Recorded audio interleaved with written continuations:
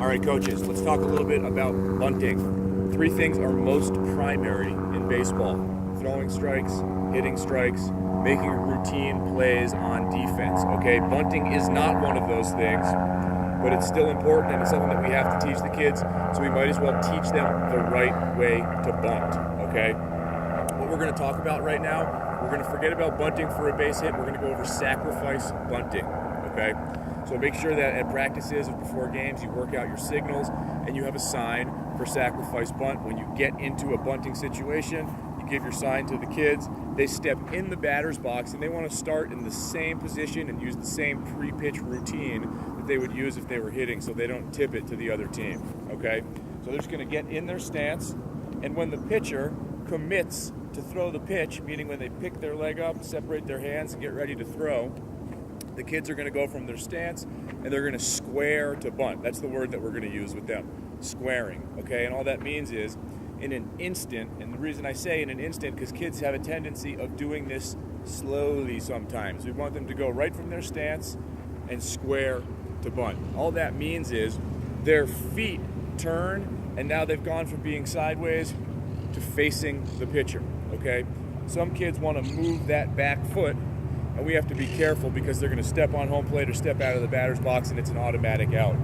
So we want them just to square by pivoting, facing the pitcher. Their top hand slides up about halfway up the bat where the label starts, and they have a nice firm grip here. They pinch the bat.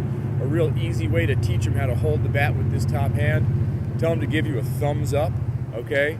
And then they just pinch the bat between their thumb and their index finger. Sometimes the kids hold the bat like this and they're not exposing this surface and they can hurt their fingers.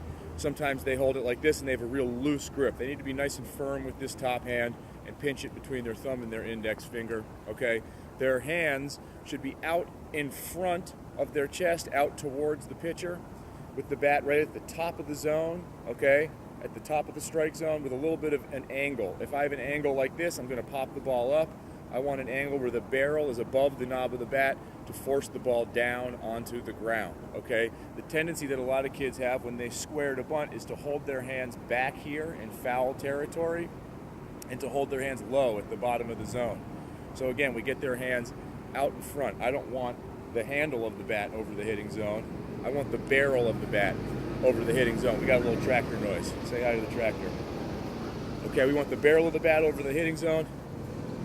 Right here, bat at the top of the zone. Okay, if the ball's down in the zone, we don't want the kids dropping their hands. We want them keeping the bat right where it is. Here's the top of the zone. They can bend their knees to go down and get it. Here's the bottom of the zone. If it's above their hands here, they can retract the barrel. If it's below their hands here, they can retract the barrel. That way they can cover the whole strike zone. Okay, so with my top hand, I have a good firm grip on the bat. With my bottom hand, I'm steering the bat angle, okay? First baseline, third baseline. I'm steering the bat with my bottom hand, and the word that coaches usually use when they talk about bunting the ball is catching the ball on the barrel of the bat, okay? Another tendency that kids have, they hold their hands back here, and then when the ball gets to the zone, they kind of stab at the baseball, okay? So the word catch is a good word to use with them. When they catch a baseball with their glove, they don't stab at the ball like this. They just receive the ball nice and soft, and it's the same idea. Again, if my hands are out in front, this helps a lot with this because now I'm going to be able to have a little give with my hands. If my hands are back here, I have a bad angle, and I'm going to stab at the ball, so I get my hands out in front, and I just catch the ball on the barrel, and I steer the bat angle with my bottom hand. That's some real simple stuff that we can give them when we're talking about sacrifice bunting.